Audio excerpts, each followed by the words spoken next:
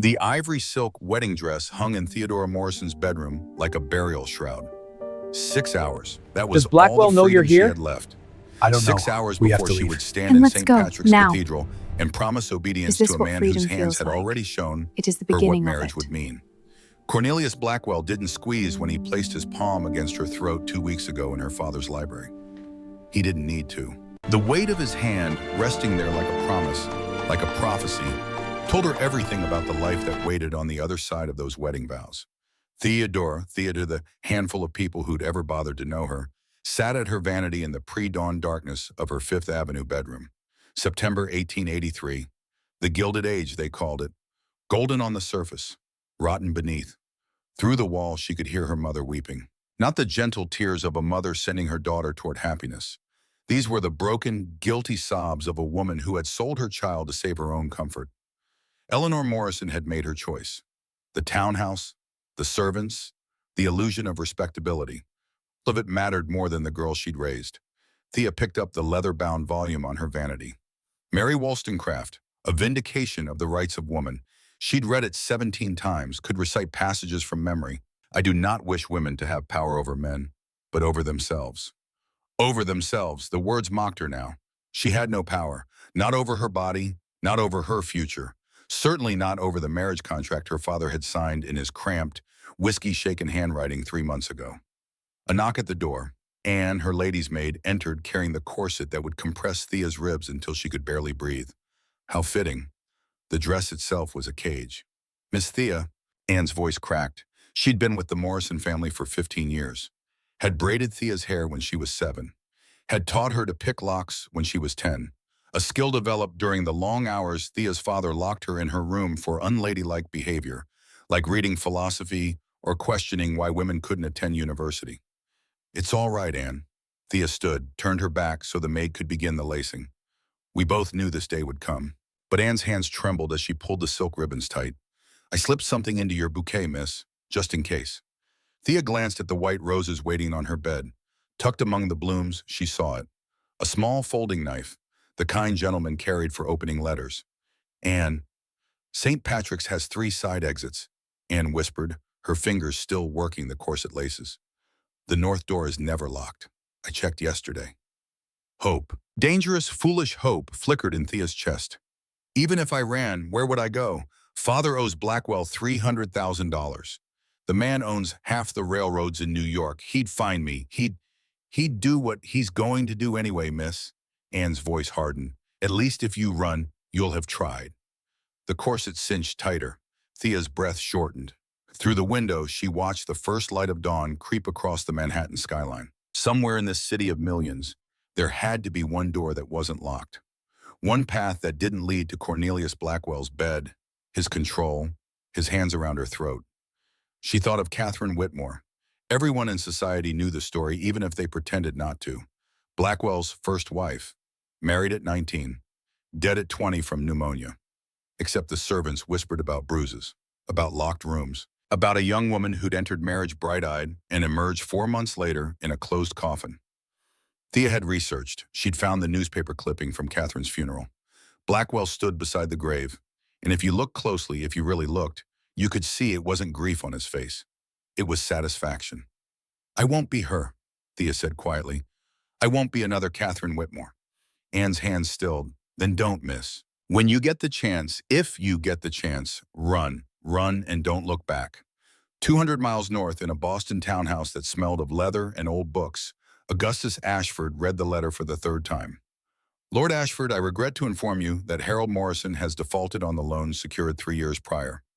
As per the agreement dated May 15th, 1880, Mr. Morrison had until September 30th, 1883 to repay the principal sum of $300,000 or invoke alternative clause B. Mr. Morrison has chosen neither option. Instead, he has arranged the marriage of his daughter, Miss Theodora Morrison, to Mr. Cornelius Blackwell of New York City. The wedding is scheduled for this morning, September 30th, 1883, at St. Patrick's Cathedral. As the contract is now void, I await your instructions regarding... Gus crumpled the letter in his fist. Alternative Clause B, the marital alliance option. He'd included it 3 years ago as a standard provision. Never imagining Harold Morrison would be stupid enough, cruel enough to sell his daughter to someone else entirely. To sell her to him, Cornelius Blackwell. The name alone made Gus's jaw tighten. The scars on his face, three jagged lines that ran from his left temple to his jaw, began to ache the way they always did when he thought about that night 5 years ago. The alley off Wall Street, 5 men holding him down. Blackwell standing over him with a straight razor, smiling. I want you to remember this, Ashford. Every time you look in a mirror, every time someone flinches from your face, you'll remember that you should never have interfered with my property. Catherine hadn't been property. She'd been a 19-year-old girl who'd come to Gus for help when Blackwell's courtship turned to threats. Gus had promised protection, had promised he'd find a way to stop the marriage. He'd failed. 3 months after Catherine became Mrs. Blackwell, Gus had stood at her funeral and listened to the priests talk about God's will, about how pneumonia took the young sometimes, about how her husband was devastated by the loss. Lies. All lies. And now Harold Morrison was about to hand his daughter to the same monster.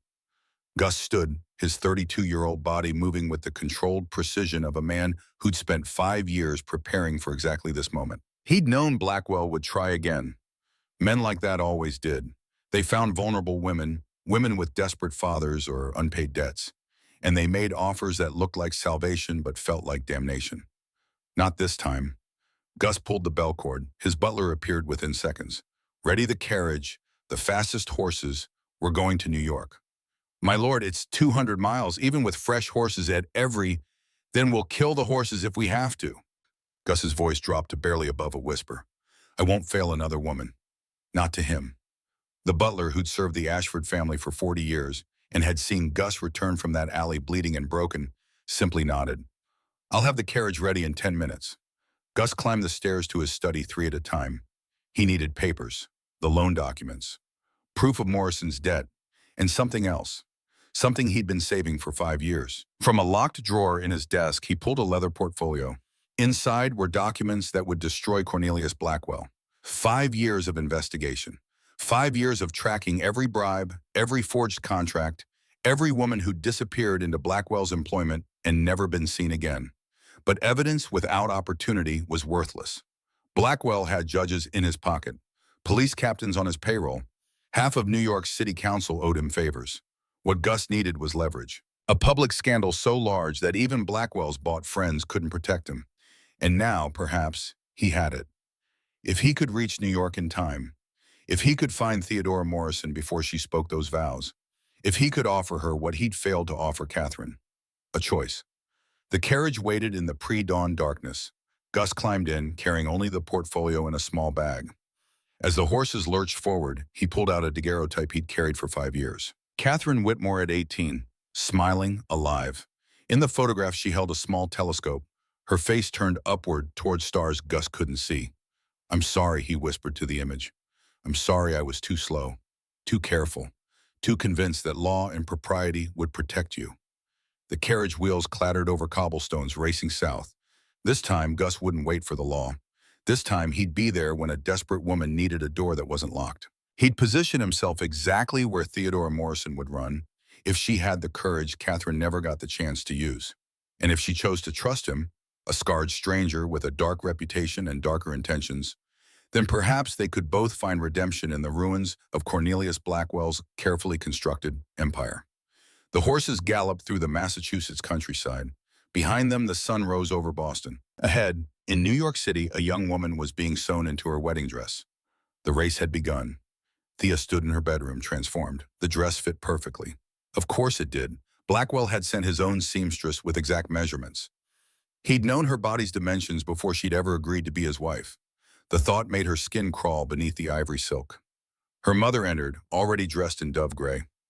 Eleanor Morrison's eyes were red, but her face was carefully composed. The mask of a society matron who'd made difficult but necessary choices. You look beautiful, darling. Thea said nothing. What was there to say? Thank you for selling me. I'm glad my suffering will save your furniture. Theodora, her mother's voice sharpened, you will not embarrass this family. You will walk to that cathedral with your head high. You will speak your vows clearly, and you will be grateful that Mr. Blackwell was generous enough to what? The words escaped before Thea could stop them. To pay father's gambling debts in exchange for ownership of me? Should I curtsy when he puts his hands around my throat like he did to Catherine Whitmore? Her mother's hand cracked across Thea's face. The slap echoed in the quiet room. Thea's cheek burned, but she didn't move, didn't touch the mark. She simply stared at the woman who'd given birth to her 22 years ago and had now delivered her to slaughter. Catherine Whitmore died of pneumonia, Eleanor said, her voice shaking. And you will not speak of such things, ever. Do you understand me? I understand perfectly. Eleanor's composure cracked for just a moment. Thea, please, I know this isn't what you wanted. I know you had ideas about independence, about study, but this is the world we live in. Women don't have choices. We have duties. Mary Wollstonecraft wrote that we deserve power over ourselves. Mary Wollstonecraft died in childbirth and left her daughter to be raised by others. Eleanor's voice was cold now. Final. Philosophy doesn't pay debts, Theodora. Marriage does, and you will do your duty to this family. She left, closing the door with a soft click that sounded like a cell locking. Thea stood alone in her wedding dress. The knife was still hidden in her bouquet downstairs. The north door of St. Patrick's was unlocked, and in 4 hours she would either be Mrs. Cornelius Blackwell or she would be running through the streets of Manhattan in a torn wedding dress with nowhere to go. She walked to her window. Fifth Avenue stretched below, already busy with morning traffic. Carriages, pedestrians, vendors setting up carts. A whole world of people moving freely while she stood trapped in silk and lace. No. The word formed in her mind with perfect clarity. No, she would not do this. She would not walk into that cathedral. Would not promise obedience to a man who'd murdered his first wife. Would not become another cautionary tale that society matrons whispered about while pretending not to know the truth. If she died trying to escape, at least she'd die on her own terms. Thea opened her wardrobe and began to plan. The carriage barreled through Connecticut, changing horses at a posting house outside Hartford. Gus barely paused, tossing gold coins to the stable master and climbing back into the coach before the new team was properly harnessed. My lord, the horses will rest when we reach New York. Gus slammed the door. Drive. He pulled out his pocket watch. 9:30. The wedding was scheduled for 2 o'clock. 4.5 hours. The distance remaining was perhaps 70 miles, but the roads between Hartford and New York were rough, crowded with commercial traffic. It would be close. Gus forced himself to sit back, to breathe. Panic wouldn't help. He'd spent 5 years planning for this. 5 years building a case against Blackwell that was airtight, irrefutable. But he'd also spent 5 years learning patience, learning that the law moves slowly, that justice required perfect timing. Catherine hadn't had time. She'd been desperate, terrified, and Gus had counseled patience. Had told her to wait while he gathered evidence, built alliances, found the right judge who couldn't be bought. She'd waited, and while she waited, she'd married Blackwell. And 4 months later, she was dead. Gus touched the scars on his face. They'd faded from angry red to pale silver, but they still ached in cold weather. Still reminded him every morning that Cornelius Blackwell was a man who didn't just destroy his enemies, he marked them. The carriage hit a rut, throwing Gus against the side panel. He barely noticed. His mind was already in New York, already positioning pieces on a chessboard he'd been studying for half a decade. St. Patrick's Cathedral, Fifth Avenue. The wedding would be a public spectacle. Blackwell loved spectacles, loved showing off his acquisitions. He'd parade Theodora Morrison through the streets like a prize mare, making sure everyone saw that the Baron of Ashford's debtor had chosen him instead, unless Gus reached her first. The plan was simple, audacious, possibly illegal. He'd intercept Theodora Morrison before she reached the cathedral. He'd offer her a choice: marry Blackwell as planned, or accept Gus's alternative. A marriage of convenience to void Blackwell's claim, protection under the Ashford name. Time and resources to decide her own future. If she said no, Gus would walk away. He wouldn't force her, wouldn't coerce her. That would make him no better than Blackwell. But if she said yes, then Cornelius Blackwell would learn what it felt like to have something stolen, to stand helpless while someone else claimed what he considered his property. And in that moment of rage, of public humiliation, Blackwell would make mistakes. That's when Gus would destroy him. The carriage raced on, the sun climbed higher, and somewhere ahead, in a bedroom on Fifth Avenue, a young woman was deciding whether she had the courage to run. Thea descended the stairs at 12:30. Her father waited in the foyer, already drunk. Harold Morrison had started drinking at breakfast, fortifying himself for the task of handing his daughter to a monster. He swayed slightly, his morning coat rumpled, despite Eleanor's best efforts. "Ah, there's my beautiful girl." His words slurred together. "Ready to make your old father proud?" Thea looked at him, really looked, at the broken capillaries in his nose, the tremor in his hands, the weak chin and weaker will that had gambled away their family's future and then solved the problem by selling his only child. "I will never forgive you," she said quietly. Harold blinked, trying to focus. "Now, Thea, that's not—" "I will never forgive you," she repeated. "And when you're old and dying and you reach for my hand, I will not be there. Remember that." She walked past him, out the front door, into the September afternoon. The plan was for Thea to walk the 4 blocks to St. Patrick's with her father at her side. A procession, a spectacle. The Morrison girl, sold to the highest bidder, paraded through Manhattan for all to see. 2 footmen flanked them, not for protection, for insurance, making sure the merchandise didn't bolt. Thea held her bouquet carefully. The knife was there, hidden among the white roses. Anne had also slipped a folded piece of paper between the blooms. Thea had read it this morning. "North door, never locked. God bless you, miss." 3 blocks to the cathedral, then 1 more block past it to the north entrance. If she could create a distraction, if she could run fast enough in these damn satin slippers, if she could reach that door before the footman caught her. Too many ifs. But what choice did she have? They turned onto Fifth Avenue. St. Patrick's spire rose ahead, Gothic and gray against the blue September sky. Crowds lined the street, society matrons in their finest, businessmen in top hats, all come to watch the spectacle. Thea's heart hammered against her ribs. The corset made it hard to breathe, hard to think. She needed a distraction, needed case, needed a fruit vendor's cart. It sat at the corner of 50th Street, piled high with apples. The vendor himself was distracted, arguing with another merchant about territory. The cart's wheels were wooden, old, unstable. Thea didn't let herself think. Thinking would make her hesitate. She stumbled, not obviously, just enough to pull the footman on her right off balance. As he steadied her, she kicked the cart's wheel with every ounce of strength she had. The cart tilted. Apples cascaded onto the cobblestones, hundreds of them, red and green spheres bouncing and rolling. Horses reared. Pedestrians shrieked. The vendor shouted in Italian. Both footmen turned to look. 3 seconds. That's all Thea had. She kicked off her satin slippers and ran. The crowd was thick with people scrambling to avoid the runaway apples. Thea shoved through them, bouquet clutched to her chest, ivory silk dress tangling around her legs.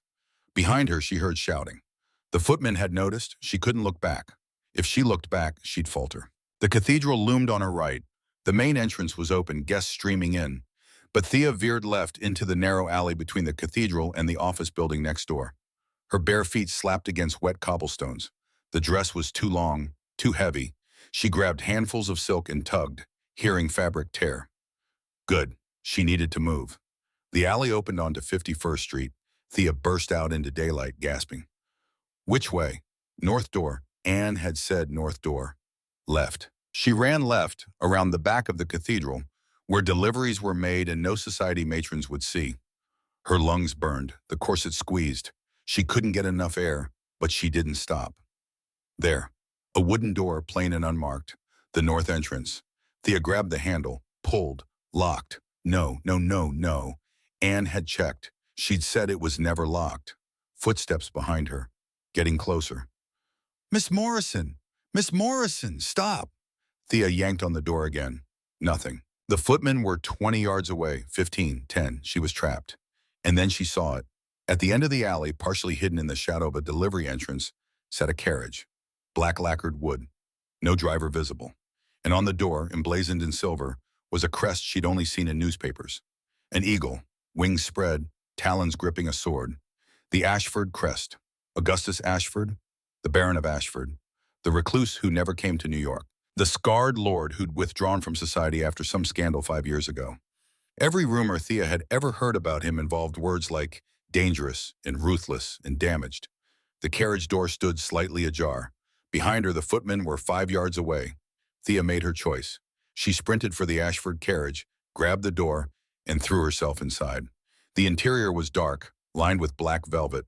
It smelled of tobacco and leather and expensive cologne. Thea collapsed onto the floor between the seats, gasping, her ruined wedding dress pooling around her like spilled milk. "You're bleeding on my upholstery." The voice came from the shadows. Thea's head snapped up.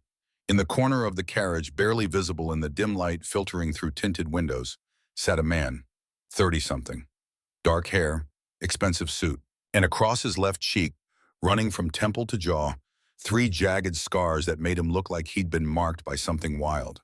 Augustus Ashford. He watched her with eyes the color of winter storms. No surprise, no alarm, as if desperate women in torn wedding dresses threw themselves into his carriage every day.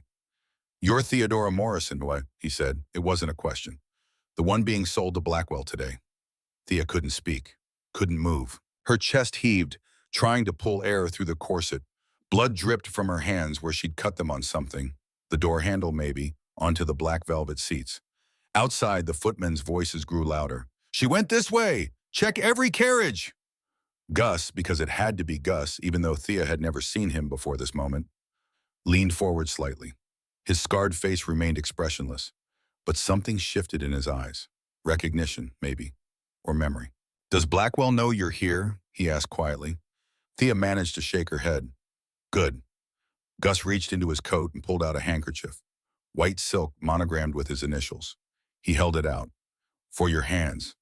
She took it automatically, pressing the fabric against her bleeding palms.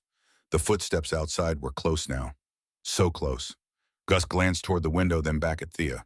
For a long moment, he said nothing. Then so softly she almost didn't hear it. "I failed someone once, a young woman who needed protection from Cornelius Blackwell. I was too slow, too careful. She died." His hand moved to the scars on his face. Touched them briefly. "I won't make that mistake again." Before Thea could respond, before she could ask what he meant, Gus moved. In one fluid motion, he reached down, grasped her shoulders, and pulled her up onto the seat beside him. Then he draped his heavy traveling cloak over her, covering her completely from head to toe. "Don't move," he whispered. "Don't breathe loudly." His arm came around the bundle of cloak, holding her against his side. To anyone looking through the window, it would appear that Lord Ashford sat alone with his cloak bundled beside him. Thea held perfectly still. Beneath the cloak, in darkness that smelled of wool and that same expensive cologne, she could hear her own heartbeat. Could feel Gus's arm, solid and steady, keeping her hidden. The carriage door rattled. Someone trying the handle. Then a voice outside. "Lord Ashford, forgive the intrusion." One of the footmen. "You're forgiven." Gus's voice was cold, bored. The voice of a man thoroughly annoyed at being interrupted. "Close the door." "My lord, we're searching for someone. A young woman. In a wedding dress. Have you seen?" "I've seen several young women today. Manhattan is full of them." A pause. Thea could feel the footman's uncertainty through the carriage walls. "This one is... she's confused. Not well. We need to find her before she hurts herself." How tragic. Still that bored, aristocratic drawl. "But as you can see, I'm alone. And I have an appointment I'm already late for. Close the door." If I could just close the door. The temperature in the carriage seemed to drop 10 degrees. Gus hadn't raised his voice, hadn't moved. But something in those 3 words made Thea's breath catch, even hidden as she was. Outside, the footman's footsteps retreated. The door didn't close. Instead, heavier footsteps approached. A new voice, cultured and smooth as poisoned honey. Cornelius Blackwell. "Lord Ashford, what an unexpected pleasure." Thea's entire body tensed. She knew that voice. Had heard it 2 weeks ago when Blackwell's hand rested on her throat. "Obedient wives live comfortable lives, Theodora. Disobedient ones learn to fear the dark." Gus's arm tightened fractionally around the cloak. A warning. "Stay still." "Blackwell." Gus's tone didn't change. Still bored, still utterly unconcerned. "I'd heard you were acquiring property today. My congratulations." "Thank you, though it seems my property has temporarily misplaced itself." Blackwell's voice hardened. "You haven't seen a young woman in a wedding dress, have you? Dark hair, 22, rather plain." Plain. The casual cruelty of it made Thea's hands clench beneath the cloak. "Can't say I have." Gus shifted slightly, as if preparing to leave. "But then, I don't make a habit of noticing other men's property. Now, if you'll excuse me, your carriage was parked very conveniently near the cathedral." "Was it?" The boredom in Gus's voice sharpened into something dangerous. I wasn't aware I needed permission to park on public streets, Blackwell. Or are you claiming ownership of Manhattan now, in addition to your railroad empire? Silence. Thea could feel the tension thrumming through the air like a plucked string. Then Blackwell laughed. Of course not, my lord. Simply hoping for your assistance in locating my bride. But I see I've interrupted your busy schedule. You have. More footsteps. Voices calling. The search was moving away deeper into the alleys behind the cathedral. Blackwell's voice dropped lower. If you should happen to see Miss Morrison, Lord Ashford, I trust you'll do the gentlemanly thing and return her to her family. I trust you'll do the gentlemanly thing and stop interrogating your betters. Gus's words were silk wrapped around steel. My schedule doesn't accommodate your domestic difficulties. Good day, Blackwell. The carriage door slammed shut. For a long moment, nothing moved. Thea lay frozen beneath the cloak, hardly daring to breathe. She could hear Gus's heartbeat, steady, controlled, and smell the faint scent of tobacco on his coat. Then he tapped the roof of the carriage twice, sharp raps that echoed in the enclosed space. The carriage lurched forward. They were moving. Gus didn't remove the cloak immediately. They rolled forward, away from the cathedral, away from Blackwell, away from the wedding that would have ended Thea's life as surely as Catherine Whitmore's had ended. Only when the sounds of the search had faded completely did Gus pull the cloak away. Thea gasped, sucking in air. Her face was flushed, her dark hair tumbling from its careful arrangement. The ivory wedding dress was torn and stained with blood from her cut hands. She looked like she'd escaped from a disaster. She supposed she had. Gus watched her with those storm-colored eyes. Up close, the scars were even more pronounced. 3 parallel lines, raised and angry-looking despite being years old. Someone had carved them deliberately. Someone had wanted him marked. Why did you help me? Thea's voice came out hoarse, raw. You don't know me. No, Gus agreed, but I know Cornelius Blackwell, and I know what he does to women. He reached into his coat again and pulled out a small silver flask, opened it, held it out to her. Brandy, for the shock. Thea took it with shaking hands, sipped. The liquid burned down her throat, sharp and warming. She coughed, handed it back. Where are we going? Boston? Gus capped the flask, returned it to his coat. My home, where Cornelius Blackwell's reach doesn't extend. Boston is 200 miles away. Yes. I have no money, no belongings. My family will. Your family sold you. Gus's voice was gentle, but the words hit like hammer blows. Your father owes Blackwell $300,000. That's why you were being married off today. You were the payment. Thea stared at him. She'd known, of course.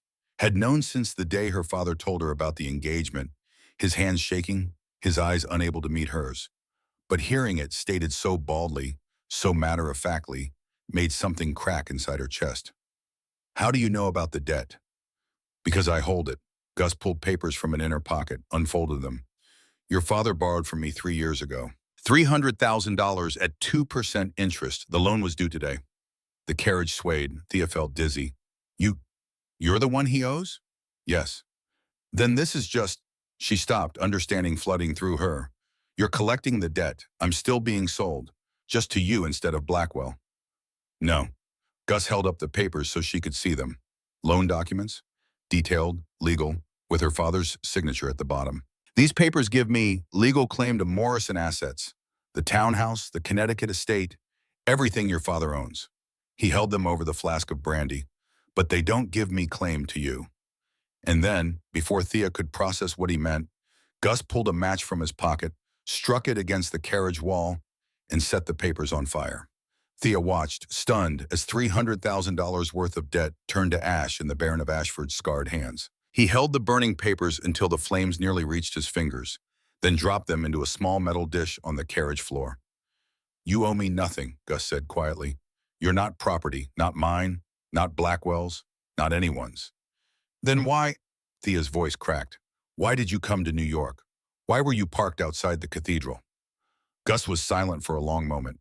His hand moved to the scars on his face again, an unconscious gesture. 5 years ago, a young woman came to me for help.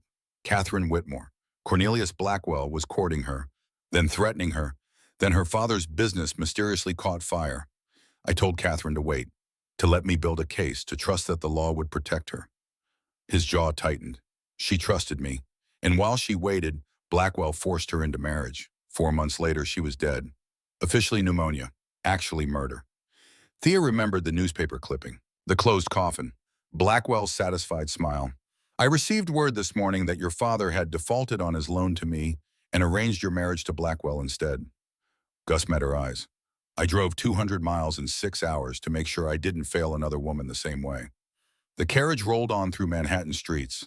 Outside, the city continued its oblivious afternoon. Inside, Thea sat in her ruined wedding dress, bleeding onto expensive upholstery, trying to understand what had just happened. This scarred stranger had burned $300,000, had positioned himself to intercept her, had hidden her from Blackwell and her father's men, was now taking her to Boston without asking for anything in return. It made no sense unless— "What do you want?" Thea asked. "Really, men don't do favors for women without expecting payment." "You're right." Gus's expression didn't change. "I do want something." Here it was, the catch, the price. Thea braced herself. "I want Cornelius Blackwell destroyed," Gus said. "Legally, publicly, completely. I've spent 5 years building a case against him. 5 years gathering evidence of his crimes. But evidence without opportunity is worthless. I need him vulnerable, angry, making mistakes." He leaned forward slightly. "Losing you, the woman he'd already claimed as his possession, to me, the man he scarred and humiliated 5 years ago, will enrage him. In that rage, he'll make mistakes, and when he does, I'll be ready. So I'm bait." Thea heard her own voice, flat and distant. "Just a different kind of payment." "No," Gus shook his head. "You're a partner, if you choose to be." He extended his hand, formal, deliberate. "I'm offering you an alliance, Miss Morrison. Partnership, not ownership. Here are my terms. You come to Boston under my protection. You take my name through a marriage of legal convenience. In exchange, you gain safety from Blackwell and time to decide your own future. After 6 months, if you wish to annul the marriage, I'll provide you with $100,000 and letters of introduction to anywhere in the world you'd like to go." Thea stared at his outstretched hand. "And if I refuse? Then I'll stop this carriage right now. I'll give you money for a train ticket to anywhere in America, and you'll never see me again. But Blackwell will find me. Eventually, yes." Gus didn't lie, didn't soften it. "His reach is long, unless you're legally bound to someone he can't touch. Someone like you. Someone like me." Thea looked down at her hands, still bleeding slightly, staining the white handkerchief Gus had given her. She thought about Catherine Whitmore, about the locked attic, about bruises shaped like fingerprints. She thought about her mother's slap this morning, her father's drunk swaying, the footmen flanking her like prison guards. She thought about Mary Wollstonecraft writing by candlelight, "I do not wish women to have power over men, but over themselves." Thea looked up and met Gus's scarred, steady gaze. "You promise I'll be free to leave after 6 months? No tricks? No legal loopholes?" "You have my word as a gentleman." "Your word?" Thea almost laughed. "I don't know you. For all I know, you're worse than Blackwell."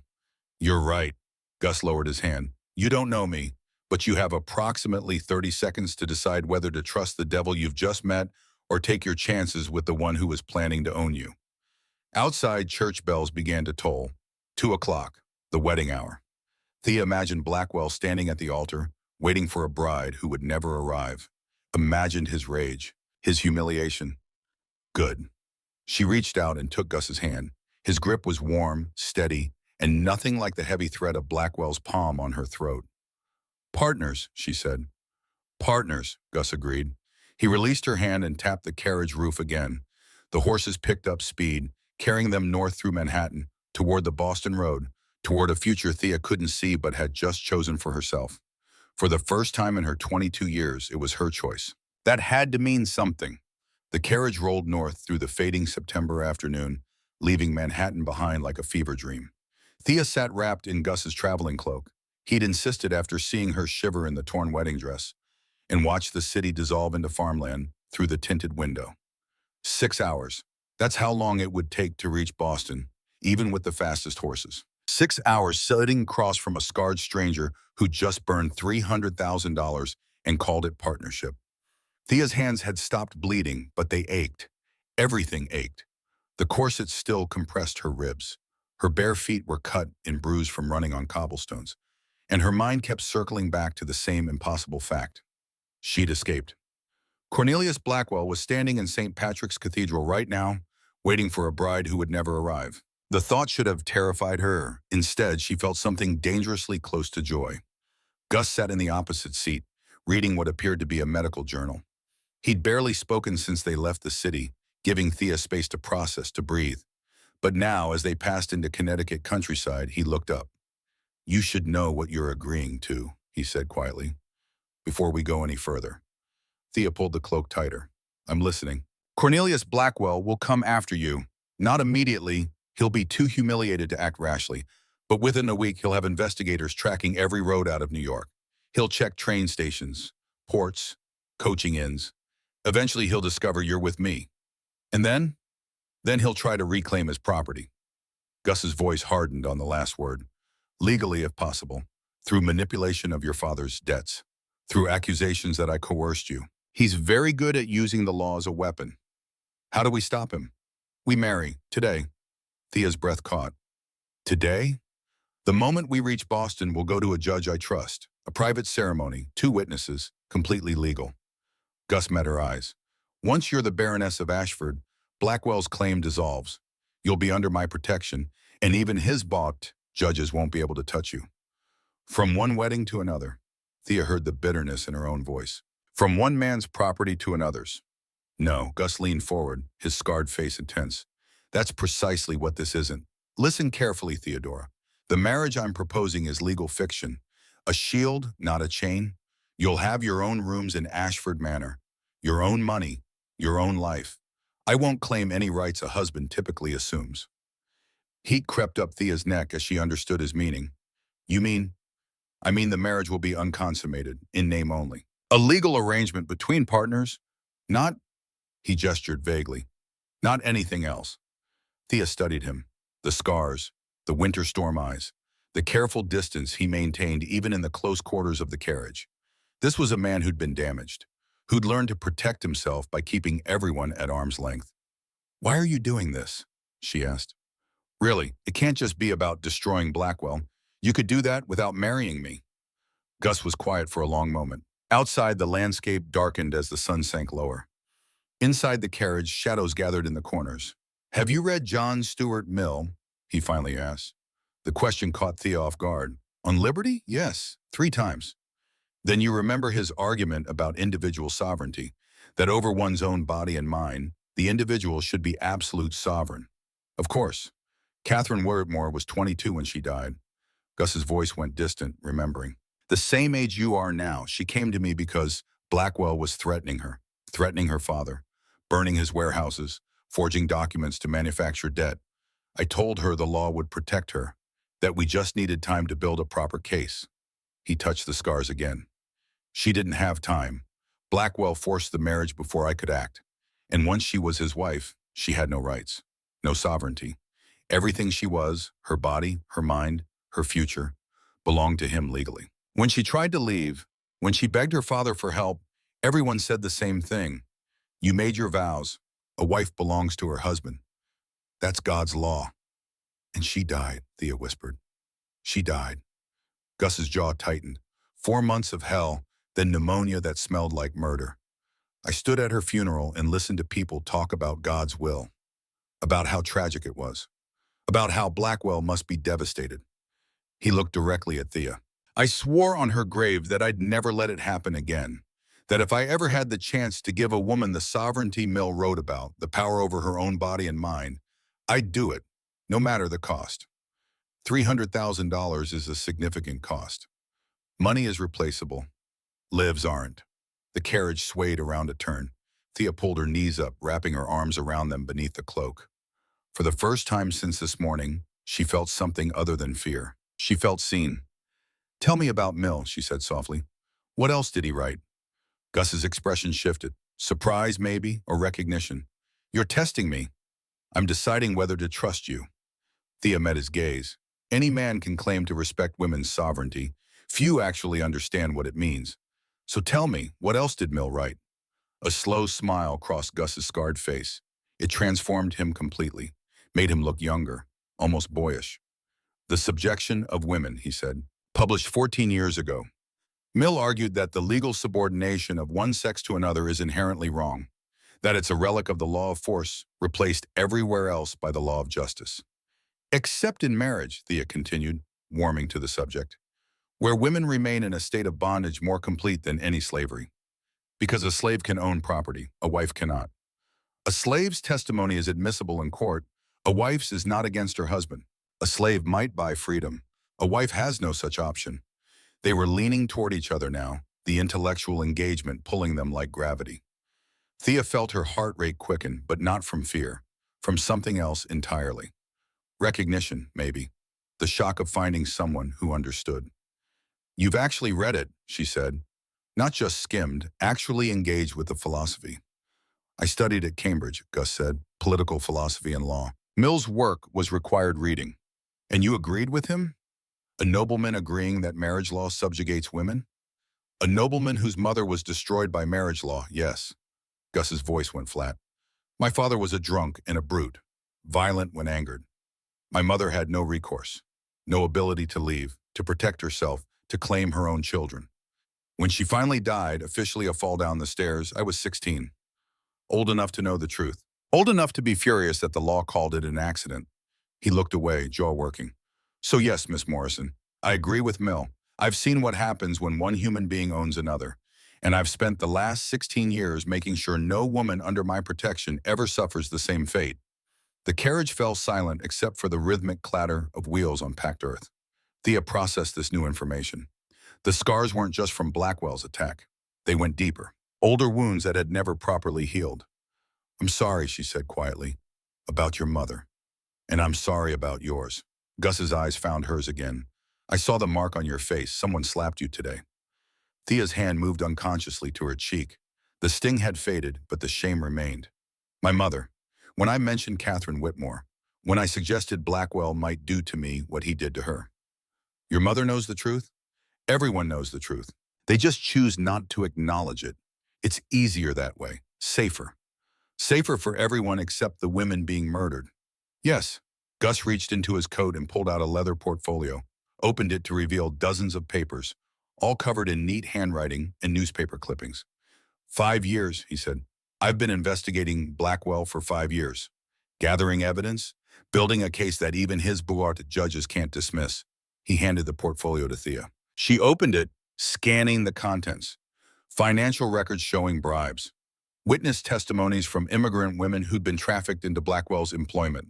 Medical reports on Catherine Whitmore's death, annotated with a doctor's skeptical notes about the pneumonia diagnosis. This is, Thea looked up, stunned.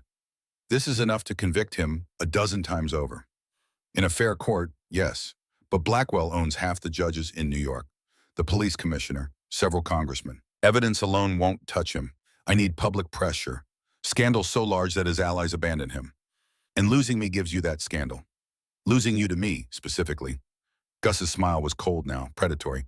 The man he had scarred, the man whose mother died from the same brutality. Blackwell will see it as a direct challenge. He'll come after us publicly. And when he does, when he's exposed and angry, that's when I release this evidence. Thea leafed through more papers. There were so many women, so many destroyed lives. Catherine Whitmore was just the most recent. Why haven't you released this already? Because scandal fades. Public outrage is fleeting. I need the perfect moment, when society is watching, when the newspapers are desperate for a story, when Blackwell is vulnerable enough that his allies won't risk protecting him. And our marriage creates that moment. Our marriage is the opening move in a very long game of chess. Gus took the portfolio back, tucked it away. But it only works if you're willing to play, Miss Morrison. I won't force you, won't coerce you. If you want out, if this is too much, too dangerous, tell me now. I'll stop the carriage, give you money, help you disappear somewhere. Blackwell won't find you. Could you really do that? Thea asked. Help me disappear? I have resources, safe houses in Canada, contacts in San Francisco.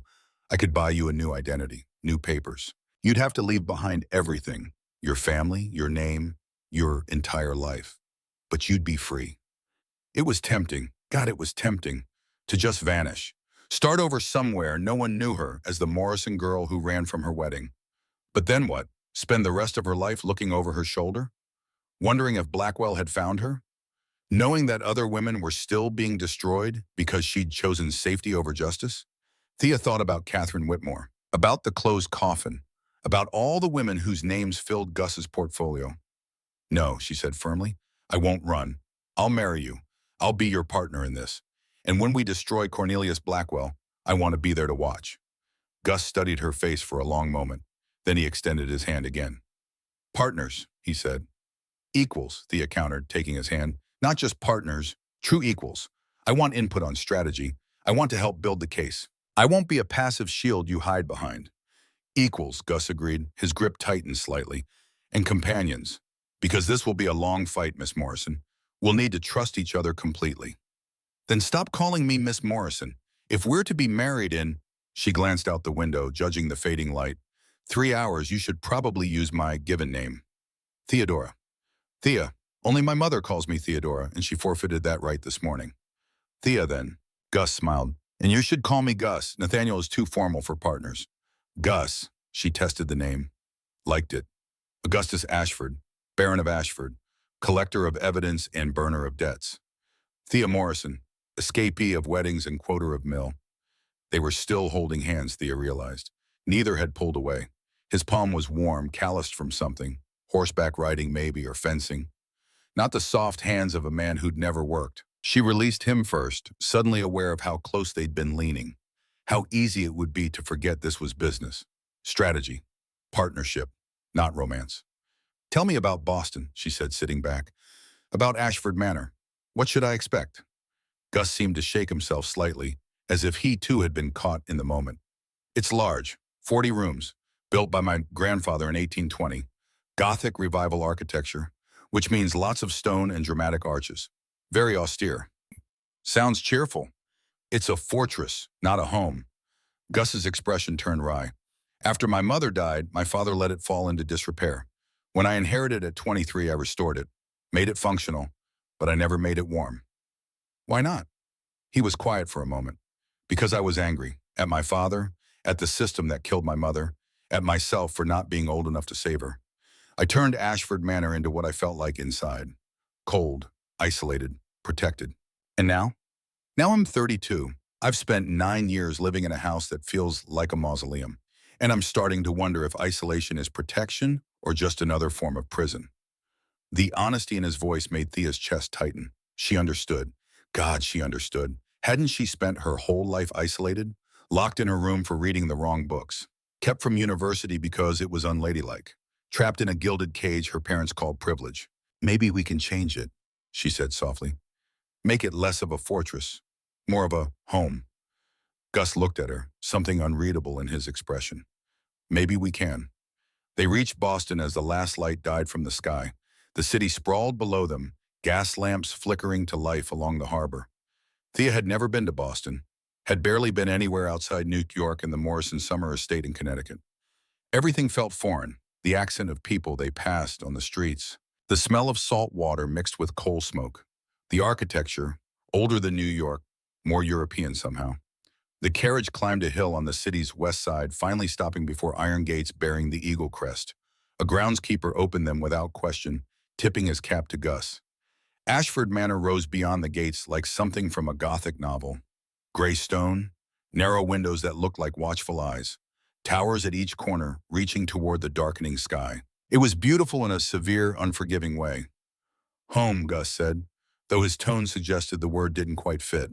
The front door opened before they reached it. A woman in her 50s stood in the entrance, her severe black dress and iron gray hair making her look like something carved from the same stone as the manor. My lord, her eyes swept over Gus, then landed on Thea with sharp assessment.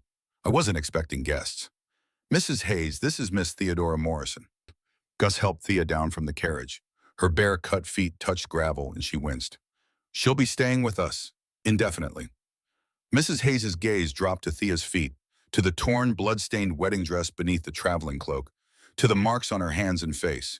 Her expression didn't change, but something flickered in her eyes. Recognition, maybe. Or memory. I'll prepare the East Wing guest suite, she said crisply. Will the young lady need medical attention? Doctor, Richardson if he's available, and have a bath drawn, clothes laid out. Gus paused. And Mrs. Hayes? Miss Morrison will be staying as my wife. We'll be married tonight. Now Mrs. Hayes' composure cracked slightly. Tonight, my lord? Tonight, discreetly. I'll need you to witness, along with James. James being the butler, Thea assumed. Mrs. Hayes studied Thea again, longer this time, then she curtsied slightly. As you wish, my lord. Welcome to Ashford Manor, Miss Morrison. She turned and began issuing orders to servants who materialized from the shadows. Thea watched, dazed, as this woman who'd shown no surprise at a bloodied bride in a torn dress orchestrated everything with military precision. She's seen this before, Thea said quietly to Gus. Yes, his voice was tight.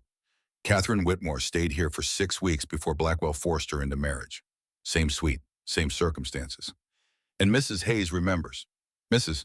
Hayes was Catherine's lady's maid before she died. After the funeral, I hired her as my housekeeper. She knows exactly what Cornelius Blackwell is capable of. Before Thea could respond, Gus swept her up into his arms. She gasped, instinctively clutching his shoulders. Your feet, he said simply. You shouldn't walk on them.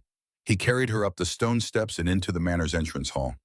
It was exactly as Thea had imagined. High ceilings, dark wood paneling, portraits of stern-faced Ashford ancestors lining the walls, a massive fireplace that could fit 3 grown men standing. But there were also fresh flowers in vases, polished floors that gleamed in the gaslight, signs that despite Gus's protestations about the house being a mausoleum, someone cared for it. He carried her up a grand staircase, down a corridor, and into the east wing. The suite he entered was larger than Thea's entire bedroom in New York. The walls were papered in deep emerald silk. A canopy bed dominated one side, draped in velvet. Through tall windows, she could see the grounds stretching toward dark woods. Gus set her gently in a chair by the fireplace. Mrs. Hayes will help you. Bath, bandages, whatever you need. I'll have the judge here in 2 hours. 2 hours. Thea looked down at herself, at the ruined dress. Gus, I can't get married looking like this. You won't. Mrs. Hayes will find something appropriate. He moved toward the door, then paused. Thea, are you sure about this? Once we speak those vows, there's no going back. Not easily. I'm sure. And she was. Terrified, yes, but sure. Are you?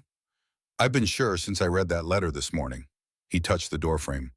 I failed Catherine. I won't fail you. Then he was gone, leaving Thea alone in a room that smelled of lavender and old books and something indefinably sad. She stood, limp to the bookshelf, ran her fingers along the spines. Philosophy, astronomy, political theory, the same book she'd hidden under her mattress at home to avoid her parents' disapproval. One volume caught her eye, pulled it out. Inside the cover in feminine handwriting, to Catherine, may you always reach for the stars. N.A. Nathaniel Augustus. Gus. Thea opened to a random page, found notes in the margins. Catherine's handwriting again. N says marriage should be partnership of minds. V says wives should be silent. Her throat tightened. Catherine had been here, in this room, reading these books, trying to understand how to be free in a world designed to cage women.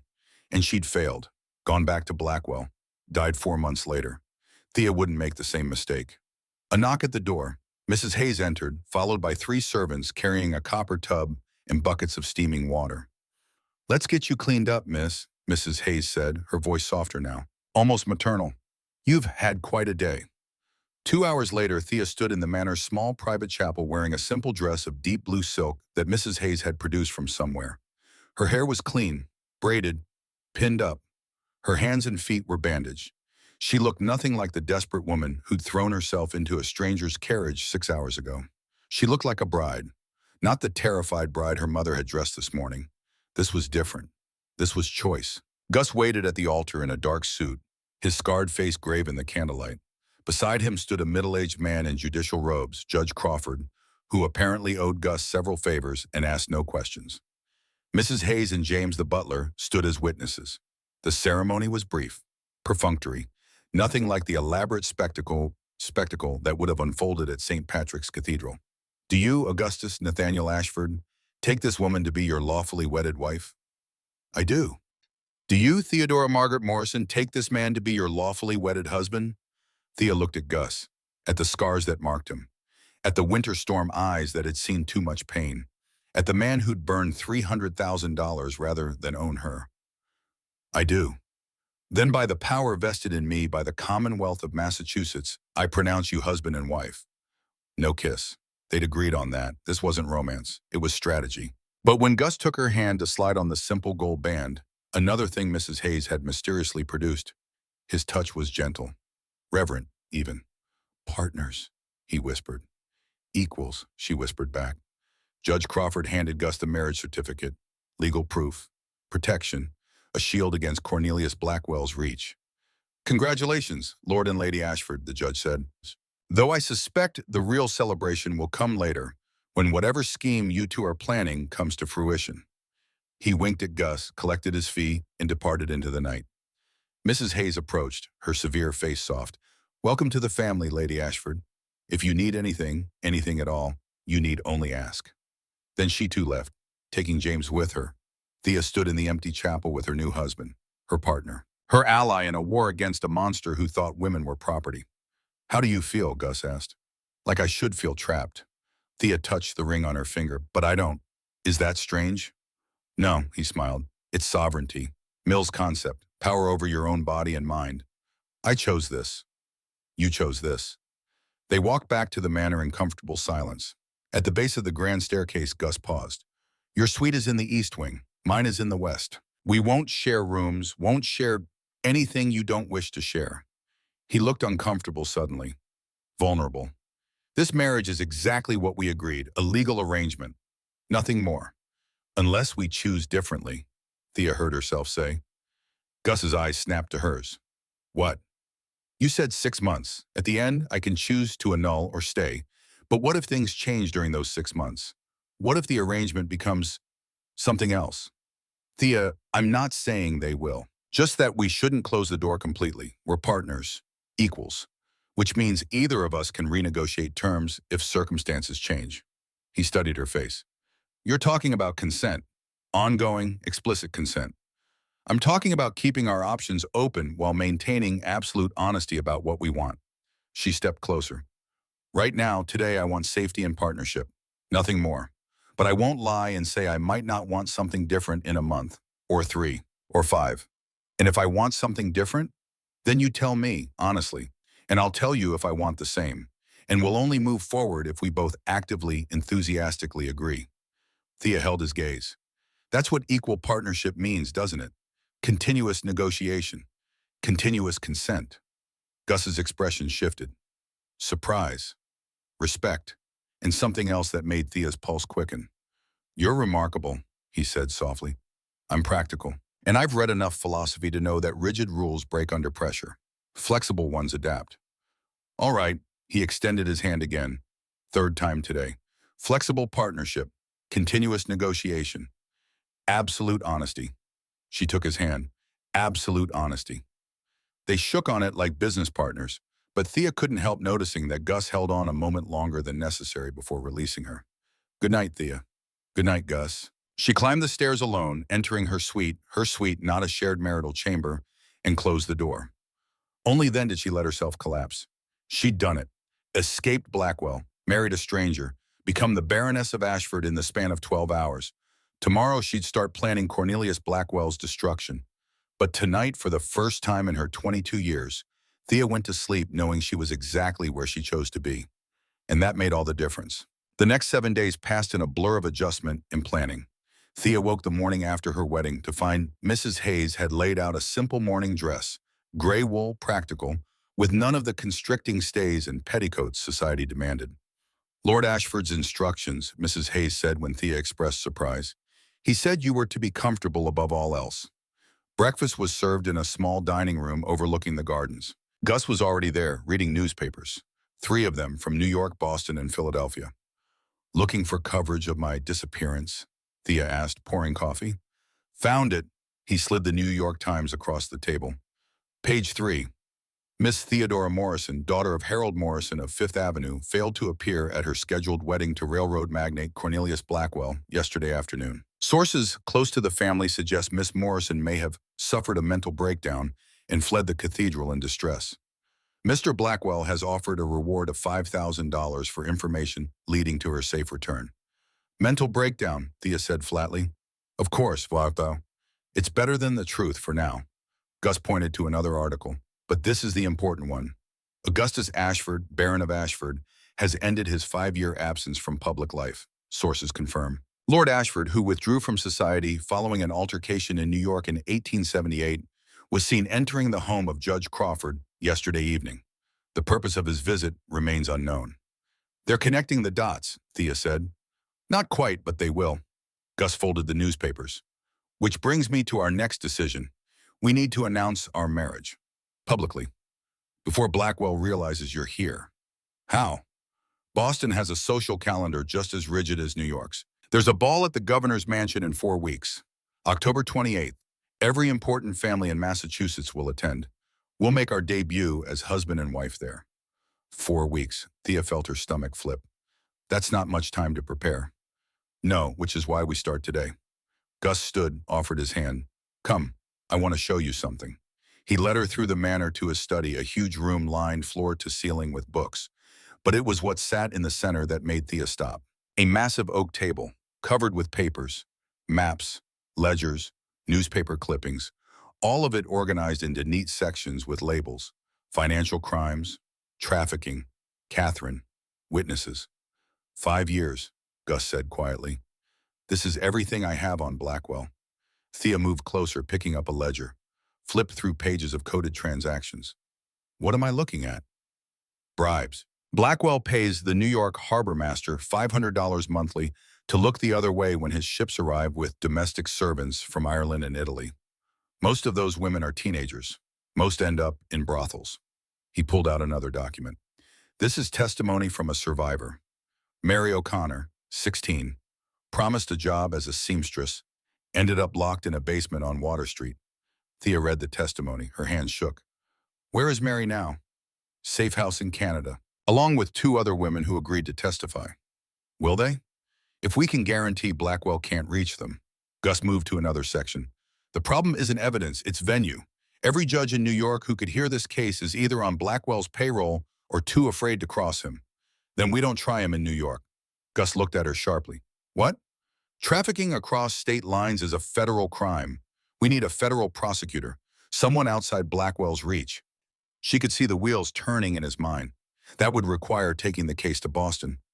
Or Philadelphia, somewhere his influence doesn't extend. Exactly. And to do that, we need publicity. We need everyone watching so closely that Blackwell can't make the witnesses disappear. The governor's ball. The governor's ball, Thea agreed. We announce our marriage. Blackwell comes after us publicly because his pride won't let him accept the humiliation quietly. And while everyone's watching that drama, we release the evidence through newspapers that aren't in his pocket. Gus stared at her. You've been thinking about this. I've been reading your files for the last hour while you thought I was still asleep. Thea picked up the Catherine section. And I found something. Mrs. Hayes, she's listed as Sarah Whitmore in these old documents. Yes, she changed her name after Catherine died, for protection. She was Catherine's maid, which means she witnessed the abuse firsthand. She did. Her testimony is in there. Thea read it, felt sick. Catherine was pregnant when Blackwell killed her. The words landed like stones in still water. Gus went completely still. What? It's in Mrs. Hayes' testimony. Catherine told her 2 weeks before she died. Blackwell didn't know. When she finally told him, he locked her in the attic, said he wouldn't have a child who might be tainted by her family's weakness. Gus sat down heavily. His scarred face had gone pale. I didn't know, he whispered. She never told me, never even hinted. She probably didn't get the chance. According to this, she was locked up the next day. Silence fell. Thea watched Gus process this new information, watched guilt and rage war across his features. Finally, we're going to destroy him. Yes. Not just his business, not just his reputation, everything. Yes. Gus stood, moved to the table, began pulling out more documents. Then we need to be systematic, strategic. We can't just dump evidence and hope. We need a narrative, a story that society will believe and newspapers will print. The story of a monster who destroys women. Exactly. His eyes met hers. Are you ready for this? Really ready? Because once we start, Blackwell will come at us with everything he has. He'll try to discredit you, make you look unstable. He'll drag your family's name through papers. Let him try. Thea's voice was cold, hard. I have nothing left to lose. My family sold me. My reputation is already destroyed, and I've been underestimated my entire life because I'm a woman. Let Blackwell underestimate me, too. She pulled out a blank sheet of paper, dipped a pen in ink. We have 4 weeks. Let's build our case.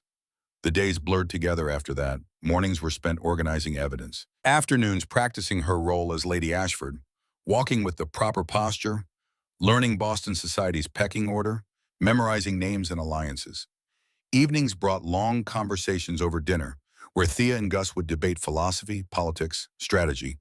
It was during one of these evening conversations that Mrs. Hayes finally told Thea the truth.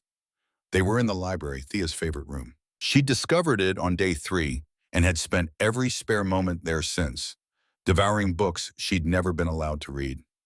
Mrs. Hayes entered with tea, set it down, then instead of leaving, she sat. "You should know," she said quietly. "I was Sarah, Catherine's maid. I changed my name after she died because Blackwell threatened me, said if I spoke about what I'd seen, I'd end up in a ditch." Thea set down her book. "I know, I read your testimony. Then you know I failed her." You didn't." "I did." Mrs. Hayes' voice cracked. "I was there the night she told Blackwell about the baby, heard him scream at her, watched him drag her to the attic, and I did nothing. You were a servant. What could you have done? I could have gone to Lord Ashford, could have told him she was pregnant, that Blackwell was going to kill her." Mrs. Hayes's eyes filled, "But I was afraid, so I waited. And while I waited, she died." She pulled something from her pocket, a small leather journal. "Catherine kept a diary, made me promise to hide it, to give it to Lord Ashford if anything happened to her." Ian handed it to Thea. "I've kept it for 5 years, too afraid to give it to him, too guilty to destroy it. But you're not afraid, and you're not weighed down by guilt like I am, so I'm giving it to you." Thea opened the diary. Catherine's handwriting filled the pages. Dates, descriptions, details of every horror Blackwell had inflicted. July 15th, 1880. First night as Mrs. Blackwell. He locked me in the bedroom. Said a wife's place is where her husband decides. I miss the stars. I miss Nathaniel's kindness. August 3rd, 1880. Bruises today. He says I was too slow at breakfast. Sarah tried to help. He fired her. Now I'm truly alone. October 12th, 1880. Haven't eaten in 2 days. It's easier when I don't fight. November 2nd, 1880. Locked in attic, so cold. Can't breathe well. He says I'll stay here until I learn gratitude. November 8th, 1880. Sarah smuggled this diary out. If anyone finds this, Victor Blackwell is a monster. He will kill me. Please don't let him do this to anyone else. Tell Nathaniel I'm sorry I didn't listen. C.W. Thea looked up, tears streaming down her face. "We have to show this to Gus." "No," Mrs. Hayes shook her head. "Not yet. He'll blame himself even more than he already does. Wait until after the ball, after Blackwell is exposed. Then give it to him as proof that Catherine's voice mattered, that she didn't die in vain." "That's strategic, cold, manipulative." Mrs. Hayes's voice hardened. "But it's also what Catherine would want. She'd want Blackwell destroyed before her story became public." "So wait." Thea nodded slowly, tucked the diary into her bodice. "I'll wait, but after the ball, we publish this, every word." "Every word," Mrs. Hayes agreed. 3 weeks into her marriage, Thea realized something had changed between her and Gus. They'd fallen into routines.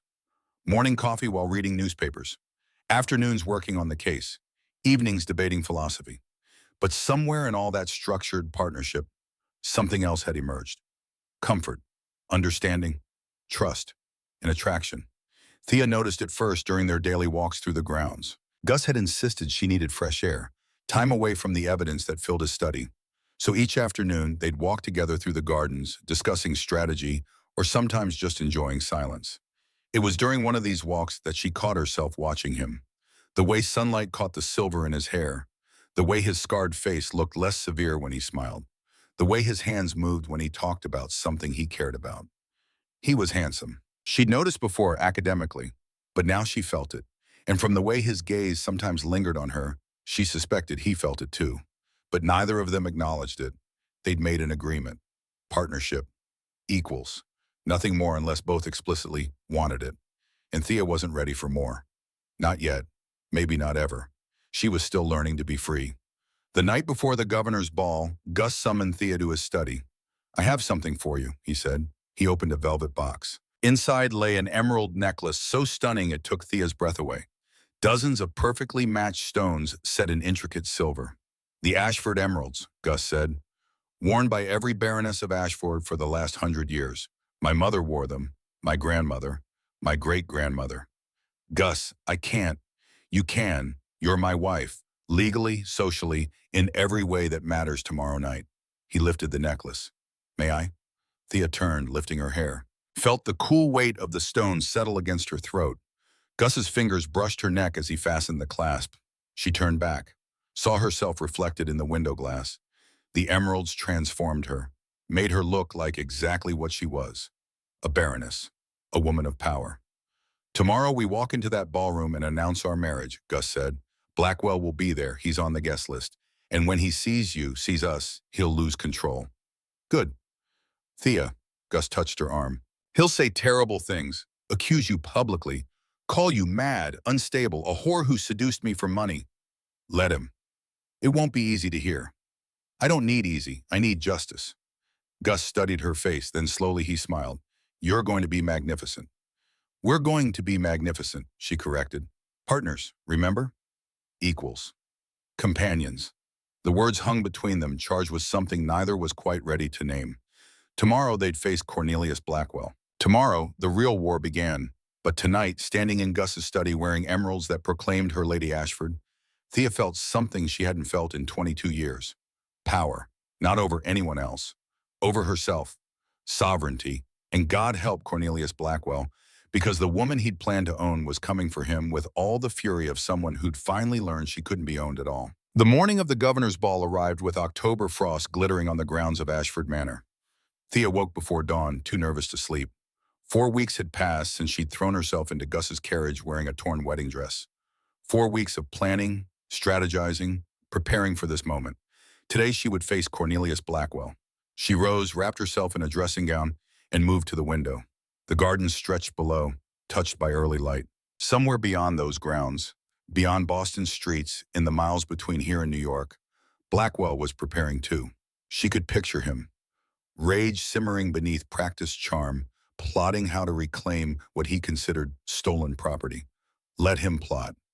A knock at the door. Mrs. Hayes entered, carrying a breakfast tray. You should eat, my lady. It's going to be a long night. Thea turned. I'm not hungry. You're terrified. Mrs. Hayes set the tray down. I've seen that look before. Catherine had it the morning of her wedding to Blackwell. The name hung between them. Thea had been carrying Catherine's diary for 3 weeks now, waiting for the right moment to show Gus. Tonight, after they'd destroyed Blackwell publicly, she'd give it to him. Proof that Catherine's voice mattered, that her death wouldn't be forgotten. I'm not Catherine, Thea said quietly. I won't let fear silence me. No, you won't, Mr. Hayes' severe face softened slightly. You're stronger than she was. Angrier. That anger will protect you. Is that what protected you after Catherine died? Mrs. Hayes was silent for a long moment. Then, anger kept me alive, but it also kept me trapped. For 5 years, I've been Sarah pretending to be Margaret, afraid to use my real name, afraid Blackwell would find me and finish what he started. She met Thea's eyes. Tonight, when you expose him, I want to stand with you. As Sarah Whitmore, Catherine's friend, the woman who witnessed everything. Gus's plan doesn't include you testifying. It's too dangerous. Gus's plan was built before he had Catherine's diary. Before you. Mrs. Hayes, Sarah, smiled grimly. But plans change, and I'm tired of hiding. Thea understood. God, she understood. The exhaustion of being afraid, of making yourself small and quiet and invisible to survive. Then we'll stand together, she said. All 3 of us. You, me, Catherine's memory. Sarah nodded. Eat your breakfast, Lady Ashford. You'll need your strength. Gus found Thea in the library that afternoon, surrounded by books she wasn't reading. Second thoughts? He asked gently. 10th thoughts. Maybe 20th. Thea closed the volume of Mill she'd been staring at without comprehension. What if we're wrong? What if Blackwell doesn't react the way we expect? What if he's too controlled, too careful? He won't be. Gus sat across from her. I've spent 5 years studying him. I know how he thinks. He's a man who believes he owns things. Women, politicians, judges. When you walked into my carriage, you stopped being his property. That's an insult he can't ignore. And if he ignores it anyway, then we have backup plans. Gus pulled papers from his coat. I've sent Catherine's story to 3 newspaper editors in Philadelphia, New York, and Baltimore. If Blackwell doesn't take our bait tonight, they'll publish it tomorrow anyway. Either way, his reputation burns. Thea took the papers, scanned them. They were cover letters, carefully worded to make editors understand the magnitude of what they'd receive. You're willing to expose Catherine even if we fail tonight? I'm willing to do whatever it takes to make sure no other woman suffers what she did. Gus's scarred face was set, determined. Catherine's death matters, the truth matters. And if burning down Blackwell's empire is the only way to honor that, then I'll burn it with my own hands if necessary. Thea studied him, saw the guilt that still haunted him, the burden of feeling like he'd failed someone he'd promised to protect. You know it wasn't your fault, she said quietly. Catherine's death. You couldn't have known Blackwell would move so quickly. I should have acted faster, should have ignored her wishes and confronted Blackwell directly. And he would have killed her immediately instead of 4 months later. Maybe killed her father too. Thea leaned forward. Gus, listen to me. Blackwell is a monster. Monsters destroy. That's what they do. You didn't fail Catherine. The system failed her. The laws that gave husbands absolute power over wives. The society that looked away from abuse. The judges who wouldn't hear her testimony. That's what killed her. Then we changed the system. Exactly. We changed it so thoroughly that men like Blackwell can't hide behind it anymore. They sat in silence for a moment. Outside, afternoon light slanted through windows, casting long shadows. I'm glad you're here, Gus said finally. Not just for tonight, for these past 4 weeks. You've made Ashford Manor feel less like a tomb and more like a home? A partnership, which is something I've never had. Thea felt warmth spread through her chest. Dangerous warmth. The kind that made her want to reach across the space between them. Take his hand, maybe more. But not yet. Not until after tonight. Not until she was certain her feelings weren't just gratitude or adrenaline or the comfort of having an ally. We should prepare, she said, standing. What time do we leave? 6 o'clock. The ball starts at 7. We'll arrive fashionably late at 8. Gus stood too, long enough for everyone to be there, including Blackwell. And our entrance? Dramatic, precisely what Boston society loves and fears. His smile was cold, predatory. By 9 o'clock, everyone in that ballroom will know that Theodore Morrison is now Theodore Ashford, and Cornelius Blackwell will know he's lost. The dress Mrs. Hayes, Sarah, had commissioned for tonight was a masterpiece, emerald silk that matched the Ashford jewels, cut to be elegant but not ostentatious. The kind of gown a baroness would wear to make a statement without trying too hard. Thea stood before the mirror while Sarah laced her into it.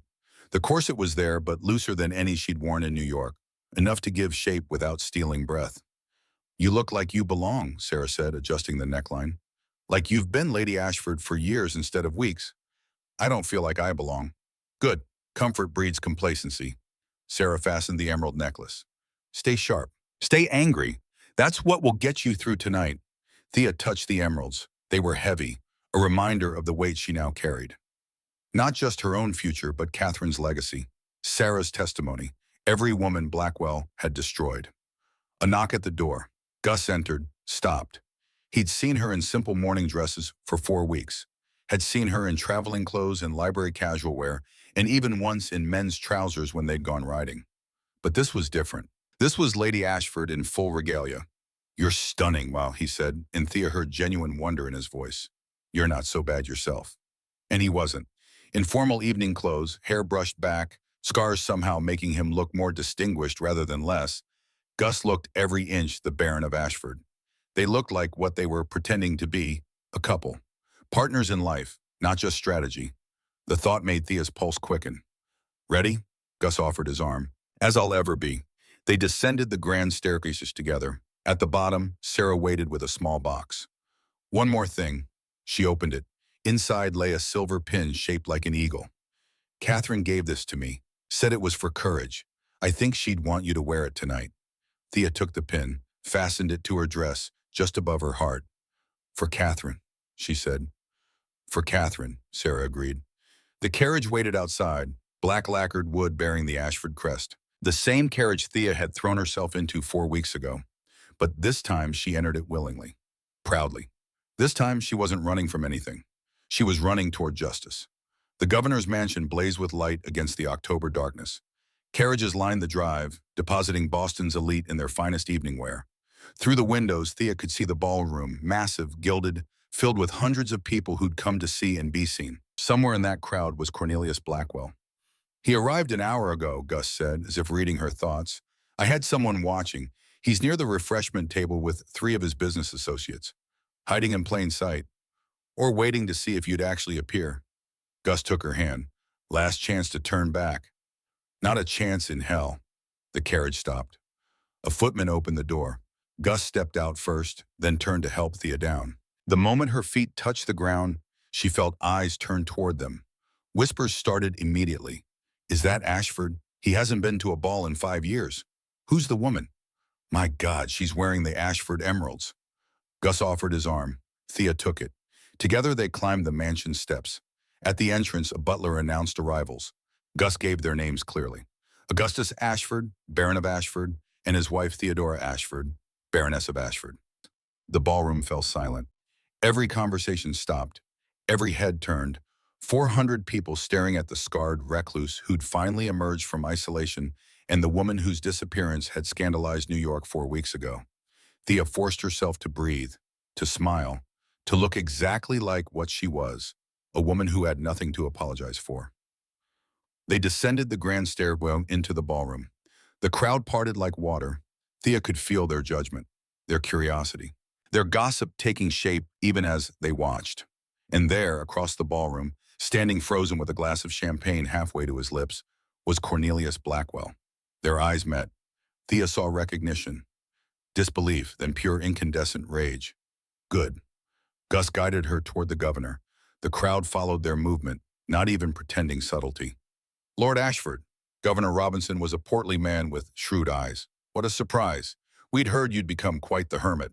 "I've been selective about my social engagements, Governor, but I couldn't miss tonight." Gus smiled.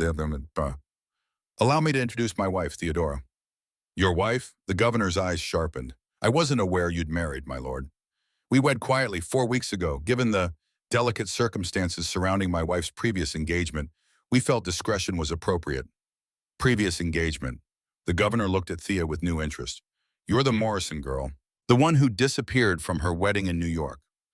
"I am." Thea met his gaze steadily. "Though I prefer to think of it as an escape rather than a disappearance, Governor." Murmurs rippled through the crowd. This was already going better than planned. The governor himself was engaging them, giving their story credibility. "An escape," the governor repeated. "From Cornelius Blackwell, if I recall correctly." "You recall correctly, sir." "A serious accusation, Lady Ashford, Mr. Blackwell is a prominent businessman, respected by many, feared by more," Thea said quietly. "But fear often masquerades as respect, doesn't it?" Before the governor could respond, a voice cut through the crowd. "How dare you!" Cornelius Blackwell pushed through the onlookers, his handsome face twisted with rage barely contained by social propriety. Up close, Thea could see what 4 weeks of humiliation had done to him. Dark circles under his eyes, a tightness around his mouth, the look of a man who'd been losing control. "Mr. Blackwell," Gus's voice was ice.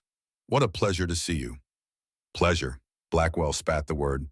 "You kidnapped my bride, coerced her into marriage while she was mentally unstable. And you call it pleasure?" "I call it rescue." Gus's hand tightened on Thea's. "Your bride, as you call her, threw herself into my carriage to escape you. I simply gave her a choice you never offered." "She's confused, not well." Blackwell turned to the crowd, playing to them. "Look at her. 4 weeks ago, she was a sheltered, young woman from a good family. Now she's wearing another man's jewels, claiming marriage to a recluse she barely knows. It's obvious Lord Ashford has taken advantage of her vulnerable state. I assure you, Mr. Blackwell, I'm quite well." Thea stepped forward, pulling away from Gus slightly. This was her fight too. "In fact, I'm better than I've been in months. Certainly better than I would have been as your wife." "You ungrateful!" Blackwell caught himself, smiled. It didn't reach his eyes. "Theodora, darling, I understand you're upset about the wedding arrangements. Perhaps we moved too quickly. But running to Ashford, a man known for his instability, his violence?" "Violence." Gus's voice dropped dangerously low. "Interesting word, Blackwell. Shall we discuss violence? Like the violence that killed Catherine Whitmore 4 months into your marriage?" The crowd gasped. Someone dropped a glass. It shattered, the sound echoing in the sudden silence. Blackwell's face went white, then red. How dare you bring up my late wife? Catherine died of pneumonia. A tragedy, but natural causes. Natural causes. Thea heard herself laugh, cold, brittle. Is that what you call locking a pregnant woman in an attic for 2 weeks? Natural causes? Another gasp, louder this time. The crowd was no longer pretending to ignore them. This was the scandal they'd come for, even if they hadn't known it. You're insane, Blackwell hissed. Catherine was never pregnant, and she certainly wasn't locked anywhere. She was ill, confined to bed for her own safety. Then explain this. Sarah Whitmore stepped out of the crowd. She'd been waiting as planned, near the entrance. Now she moved through the staring guests to stand beside Thea. My name is Sarah Whitmore. I was Catherine Whitmore's lady's maid, and I witnessed everything Mr. Blackwell did to his wife during their 4-month marriage. Blackwell's face went from red to ashen. I told you what would happen if I ever spoke the truth? Sarah's voice rang clear. Yes, you threatened me. Said I'd end up in a ditch if I testified. That's why I changed my name. Hid for 5 years. But I'm done hiding, Mr. Blackwell, and I'm done letting you destroy women. She pulled papers from her reticule. This is my sworn testimony, given to Lord Ashford 3 weeks ago. It details every bruise I treated on Catherine's body, every locked door, every meal she was denied as punishment, every time you told her she was worthless, stupid, property. This is slander, Blackwell snarled. Lies from a disgruntled former servant. Is it also lies from Catherine herself? Thea pulled the diary from inside her bodice. She'd been carrying it all night, waiting for this moment. Because your late wife kept a journal, Mr. Blackwell, and she documented everything. She opened it to a random page, read aloud. August 3rd, 1880. Bruises today. He says I was too slow at breakfast. Sarah tried to help. He fired her. Hired a woman who doesn't speak English. Now I'm truly alone. Thea flipped pages. Read again. November 2nd. Locked in attic 6 days now. So cold. Can't breathe well. He says I'll stay here until I learn gratitude. I don't think I'll leave this house alive. The crowd was completely silent now. Even the musicians had stopped playing. Thea found the last entry. Her voice shook as she read it. November 8th, 1880. Sarah smuggled this diary out yesterday. If anyone finds this, Cornelius Blackwell is a monster. He will kill me. He's killed before. Please don't let him do this to anyone else. Tell Nathaniel I'm sorry I didn't listen. She closed the diary, looked directly at Blackwell. She was right, you did kill her. And you would have killed me too if I'd been foolish enough to marry you. Blackwell stood frozen, trapped. Every eye in the ballroom was on him, waiting for his response. That diary is a forgery, he finally said. But his voice lacked conviction. A cruel fabrication designed to destroy my reputation. Then you won't mind if we have it examined by handwriting experts, Gus said smoothly, along with letters Catherine wrote to friends. Love letters she wrote to you during your courtship. All in the same hand. I'll sue. I'll have you arrested for defamation. You'll do nothing. The governor stepped forward. He'd been listening, watching, judging. Mr. Blackwell, these are serious accusations. If even half of what's been said tonight is true, you'll be facing criminal charges. This is a conspiracy. Ashford has manipulated these women into... I've manipulated no one. Gus pulled out his portfolio, the one he'd been building for 5 years. Governor, I have documentation of Mr. Blackwell's other crimes, financial fraud, bribery of public officials, human trafficking disguised as labor contracts. Would you like to see it? He handed the portfolio to Governor Robinson. The governor opened it. His face grew darker with each page. Human trafficking, he said finally. These are federal crimes, Lord Ashford. I'm aware, which is why I'm asking for your assistance in bringing this case before a federal prosecutor. Someone outside New York's jurisdiction. Someone Blackwell can't buy. The governor closed the portfolio, looked at Blackwell with something close to disgust. Mr. Blackwell, I'm going to ask you to accompany me to my office. We need to discuss these allegations privately. I will not be interrogated like a common criminal. Then you'll be arrested like one. The governor gestured. 2 policemen who'd been stationed at the ball's entrance moved forward. Gentlemen, please escort Mr. Blackwell to my office. If he resists, charge him with obstruction. Blackwell looked around wildly, seeking allies, but the crowd had turned. Every face showed revision. Horror. These were good people, mostly. People who'd been unknowingly supporting a monster because he'd hidden behind money and charm. Not anymore. "You'll pay for this," Blackwell hissed at Thea. "When I'm exonerated, and I will be exonerated, you'll come crawling back, and I won't be there." "Good," Thea said. "I'd rather starve in the streets than spend another moment in your presence." The policeman took Blackwell's arms, started to lead him away.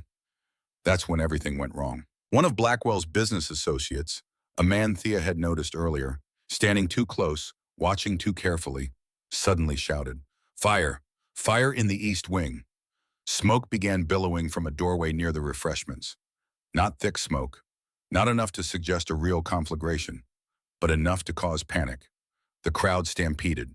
Women screamed. Men shoved toward exits. In seconds, the orderly ballroom became chaos. Thea felt Gus's hand on her arm. "Stay close to me." But the crowd was too thick, too panicked. Someone slammed into Thea from behind. She stumbled, lost her grip on Gus's hand. "Gus! Thea!" She could hear him calling, but the crowd swept her away. Toward the East Wing, toward the smoke. Strong hands grabbed her arm. Not Gus's hands. Rougher, crueler. "Got her," a voice growled. Thea looked up. Two men, Blackwell's associates from earlier. One held her arms, the other was pulling her toward a service corridor. "Let go of me!" She kicked, struggled, but they were stronger. "Mr. Blackwell's orders," one said. "You're coming with us." They dragged her into the corridor, away from the ballroom, away from Gus and Sarah and anyone who could help. Thea remembered the knife Anne had given her, the one she'd carried in her wedding bouquet. She didn't have it now, hadn't thought she'd need it, but she had something better. She had rage. As they pulled her toward a back staircase, Thea went suddenly limp, dead weight. The man holding her arms wasn't expecting it. His grip loosened for just a second. That's all she needed. Thea twisted, brought her elbow up hard into his throat. He gagged, released her. The second man grabbed for her. She ducked. Her hand closed on a candlestick from a hall table. She swung it, connected with the side of his head. He went down hard. The first man was recovering, reaching for her again. Thea didn't think. She ran, down the corridor, up a servant's staircase. She could hear them behind her. Heavy footsteps, cursing. The third floor, the fourth. Where was she going? She didn't know this mansion. Didn't know where the staircases led. A door. She burst through it, found herself in what looked like guest quarters. No way out except back through the door she'd just used. She was trapped. The footsteps were getting closer. Thea looked around desperately. Window. She ran to it, looked out. 3 stories up. Below, a narrow stone ledge ran along the building toward a balcony maybe 20 feet away. She'd done this before. The day she escaped her wedding, had climbed along a ledge while running from Blackwell's men. She could do it again. Thea opened the window, hiked up her emerald silk dress, climbed out onto the ledge. The October wind hit her immediately. Cold, sharp. The ledge was only 6 inches wide. "Don't look down." She pressed her back against the stone wall, began to inch sideways. Behind her, the door to the room burst open. She went out the window. Let her fall. Blackwell said he doesn't care how she dies, long as she's gone. But Thea wasn't going to fall. She was going to make it to that balcony. She was going to survive this. And then she was going to watch Cornelius Blackwell rot in prison for the rest of his miserable life. One foot, then the other. Slide, step, slide, step. The emeralds around her neck felt impossibly heavy. The dress tangled around her legs. Her hands were already numb from cold. But she kept moving. Halfway there, her foot slipped. For one terrible second, Thea felt herself falling. Her hands scrabbled at the stone, found nothing. Nothing but air and the promise of death 3 stories below. Then her fingers caught a windowsill. Barely, just the tips of her fingers on rough stone. She hung there, suspended, arms shaking, dress billowing in the wind. Pull. Pull yourself up. Thea hauled herself back onto the ledge. Her shoulders screamed. Her fingers bled. But she was alive. 10 more feet. She moved faster now, fear pushing her beyond caution. 5 feet. The balcony was close enough to touch. 3 feet. Almost there, one final reach. Her hand closed on the balcony railing. She pulled herself over, collapsed onto solid stone. Safe. The balcony doors were locked. Thea hammered on them. "Help! Someone help me!" The doors burst open. Gus stood there. His face was white, terrified. "Thea, my God, Thea." He pulled her inside, wrapped his arms around her. She felt him shaking. Or maybe that was her. They tried to take me, she gasped. Blackwell's men. I fought them. Ran. The ledge was the only. I know, I saw. His voice was ragged. I saw you out there. Saw you slip. Thought I was going to watch you fall. He pulled back, looked at her, really looked. You could have died. But I didn't. You could have died and it would have been my fault. My plan, my need for revenge. Our plan. Thea grabbed his face, made him look at her. Our revenge. Our choice. I chose this, Gus. Chose to fight. Chose to risk everything to make sure Blackwell never hurts another woman. Thea, I love you. The words came out before she could stop them. But the moment they were spoken, Thea knew they were true. She loved him. Not because he'd saved her, not because he'd given her protection, but because he'd given her something more valuable than safety. He'd given her partnership, equality, the freedom to choose her own path, even when that path was dangerous. Gus stared at her. You love me. Yes. After 4 weeks. After a lifetime of being treated like property, 4 weeks with someone who treats me like a person is enough to know. She smiled. Besides, you're the one who quoted Mill at me during our first carriage ride. How could I not fall in love with that? I love you too. Gus said it like a confession, like something he'd been holding back for weeks. I've loved you since you quoted Wollstonecraft while covered in blood and refusing to apologize for escaping. But I didn't think I had the right to. Thea kissed him. It was nothing like the chaste kiss they'd shared at their wedding. This was desperate, real. The kiss of two people who'd just survived something terrible and needed to confirm they were both still alive. When they finally pulled apart, both breathing hard, Gus rested his forehead against hers. We should probably go downstairs, he said. Make sure Blackwell's actually arrested. Probably, and you're bleeding, your hands. We need to get them treated. Later. Thea, later. She kissed him again, softer this time. Right now, I just need to stand here with you and remember what it feels like to be free. So they stood there, on a balcony 3 stories above Boston, while below them Cornelius Blackwell was being dragged to prison, while Catherine's voice finally echoed through the halls of power, while justice for once was being served. And when they finally went downstairs, hand in hand, they found chaos resolving into order. The fire had been small, deliberate, started by one of Blackwell's men to create a distraction. It was already extinguished. Blackwell himself was in the governor's custody. The diary, Sarah's testimony, and Gus's 5 years of evidence laid out before a federal prosecutor who'd been at the ball. It was over. They'd won.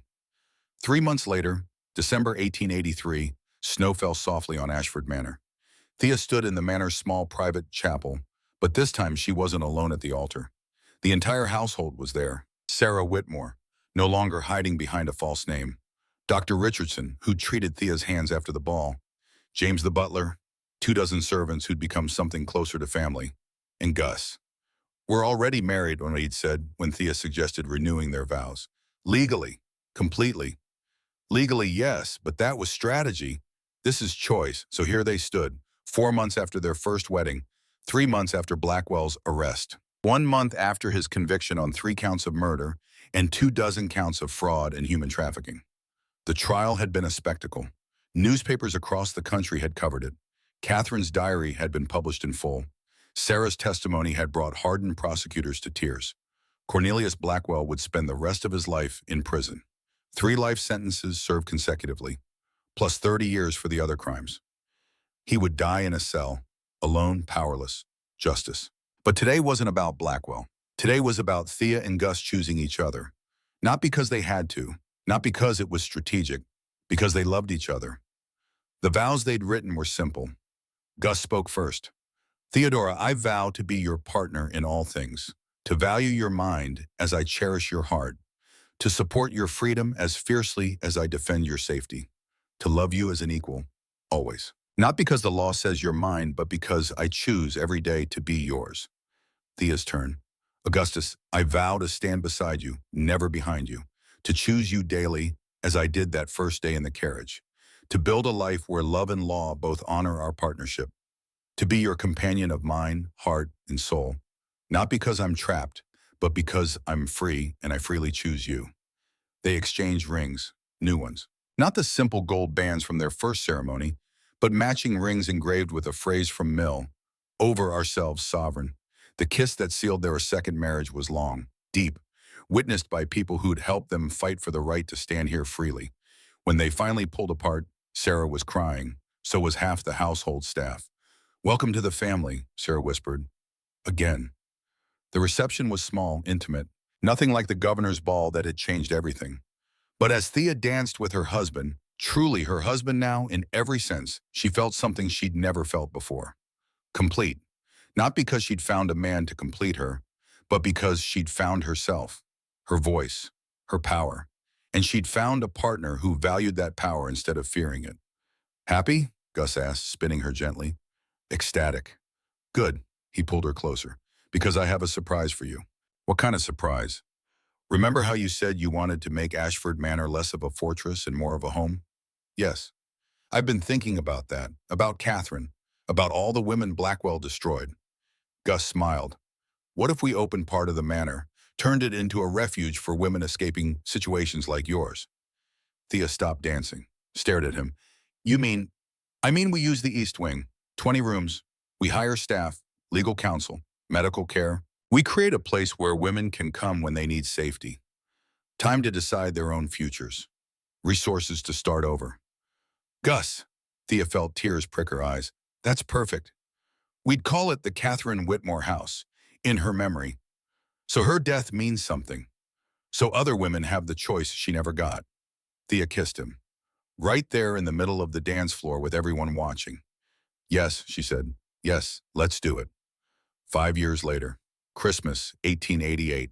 The Catherine Whitmore House had helped 127 women, 43 successful divorces, 89 women in gainful employment. 3 state laws changed thanks to lobbying efforts funded by the Ashford fortune. And inside Ashford Manor proper, in the family wing, 2 children played near a Christmas tree. Edmund Augustus Ashford, age 4. Dark hair like his father, sharp mind like his mother. Currently trying to teach his younger sister the difference between stars and planets, using a book that was far too advanced for either of them. Catherine Theodora Ashford, age 2. Already showing signs of her mother's stubborn independence and her father's quiet intensity. Currently ignoring her brother completely in favor of a small telescope Gus had given her that morning. Thea watched them from the doorway, one hand resting on her gently swelling belly. 7 months pregnant with their 3rd child. A boy, Dr. Richardson thought, though it was hard to be certain. Gus came up behind her, wrapped his arms around her waist. "Happy?" he asked. The same question he'd asked 5 years ago at their second wedding. "More than I ever thought possible." Edmund looked up. "Mama! Papa! Come see!" Catherine pointed the telescope at the ceiling, and now she thinks the chandelier is a star. They laughed, moved into the room to explain why chandeliers were not, in fact, celestial objects.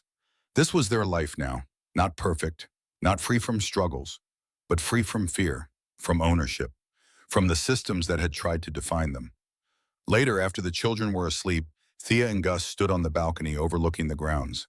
The same balcony where he'd pulled her to safety 5 years ago after her terrifying climb along the ledge. In the distance, the Catherine Whitmore house glowed with light. Through the windows, Thea could see women gathered around a fire, safe, learning, planning their own futures. "She'd be proud," Gus said quietly, knowing Thea was thinking of Catherine. "I hope so." "I know so. We gave her a legacy, gave her voice meaning." He pulled Thea closer. "And we gave ourselves something too." "What's that?" "A partnership that actually works. A marriage built on choice instead of law. A family that understands freedom isn't isolation. It's choosing to connect with others from a position of strength." Thea leaned into him, thought about the terrified girl who'd thrown herself into a stranger's carriage, the woman who'd climbed along a ledge rather than surrender, the baroness who'd stood in a ballroom and called a monster by his name. "We changed things," she said. "We did. But there's more work to do." "There always is." Gus smiled. "Good thing we make an excellent team. The best." Inside, Catherine started crying. Edmund was probably trying to show her the telescope again, and she wanted to sleep. "I'll get her," Gus said. "We'll both get her." Thea took his hand. "Partners, remember? Equals. Always." They went inside together, to their children, to their life, to the future they'd built from the ashes of everything that had tried to destroy them. And somewhere, Thea liked to think, Catherine Whitmore was watching, finally at peace, finally knowing her death hadn't been in vain. That justice, slow and imperfect as it was, had finally been served. That women like Thea and Sarah and all the others who'd been paged and sold and silenced had found their voices and were using them to change the world.